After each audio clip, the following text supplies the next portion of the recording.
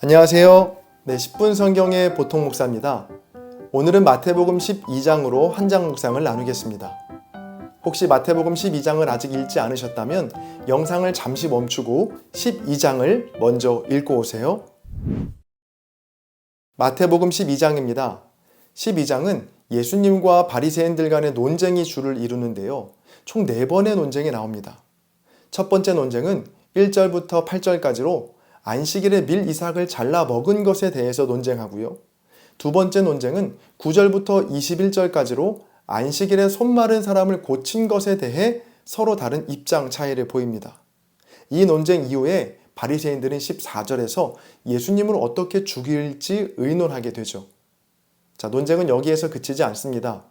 세 번째 논쟁은 22절부터 37절까지로 예수님께서 귀신 들린 자를 고치시자 바리새인들은 이를 두고 귀신의 힘을 빌려서 행했다라고 모함하죠.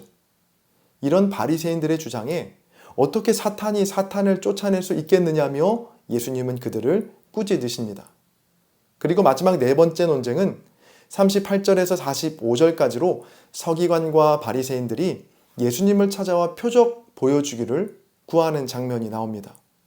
그러자 예수님께서는 너희들에게 보여줄 표적은 선지자 요나의 표적밖에는 없다라고 말씀하십니다. 이렇게 총 4번의 논쟁을 마친 후 마지막 46절부터 50절에는 뜬금없이 예수님의 가족 이야기가 등장합니다.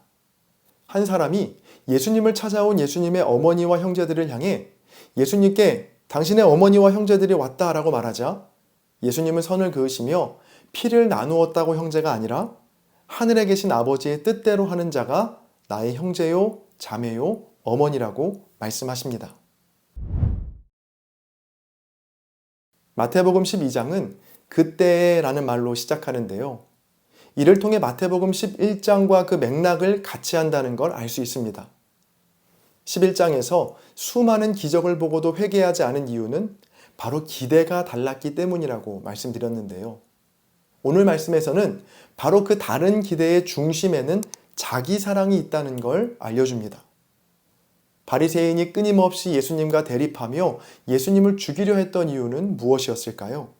바로 자기 사랑 때문이었습니다. 자기를 사랑하는 마음이 자기의 생각에 대한 확신이 너무도 확고하다 보니 예수님의 말씀이 들어올 자리가 없었던 것이죠. 이런 바리새인의 자기 사랑은 안식일에 손 마른 사람이 치유되고 귀신 들려 눈 멀고 말 못하는 사람이 치유될 때 확실하게 드러납니다. 눈앞에서 병들고 약한 자들이 치유되는 기적을 보면서도 놀라워하고 기뻐하기보다는 예수님을 어떻게 죽일까 생각하죠. 왜일까요? 바리새인들의 관심은 오직 자기 자신, 내가 율법을 어기지 않고 내가 하나님께 복을 받는 것에만 있었거든요. 그래서 다른 사람의 질병이 낫고 안 낫고는 이들의 관심사가 아니었습니다. 그 일을 통해서 혹시라도 내가 율법을 지키는 것에 방해받지는 않을까? 나에게 피해가 오는 걸 아닐까? 그것만 생각했던 것이죠. 이렇게 자기 사랑에 빠져있는 바리새인들을 향해 너희에게는 어떤 표적도 소용없고 오직 요나의 표적, 즉 십자가밖에는 답이 없다라고 주님은 말씀하십니다.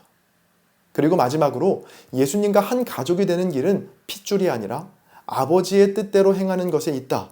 즉 자기 사랑을 버리고 자기의 생각이 아닌 하나님의 뜻인 십자가를 따라야 주님의 가족이 될 수 있다라고 말씀하십니다. 여러분은 어떠신가요? 혹시 지독한 자기 사랑으로 예수님을 죽이려 했던 바리새인의 모습이 나의 모습은 아닌가요? 진정 하나님을 만나는 길은 자기 사랑과 자기 확신으로 가득 찬 꽃길에 있지 않습니다.